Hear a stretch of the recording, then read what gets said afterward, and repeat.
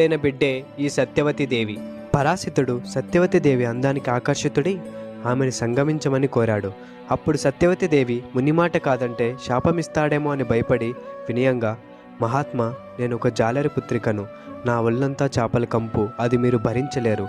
అలాగే నా కన్యత్వాన్ని పోగొట్టుకొని నా తండ్రికి నేను నా ముఖం ఎలా చూపించను అని అంది. దానికి పారసురుడు ఆమె ఒంటి నుండి వస్తున్న చేపల కంపును పోగొట్టి ఆమె శరీరం నుండి యోజన దూరం వరకు సుగంధ పరిమళాలు వెదజల్లేలా చేశాడు. అందుకు ఆమెను యోజన గంధి అని కూడా అంటారు.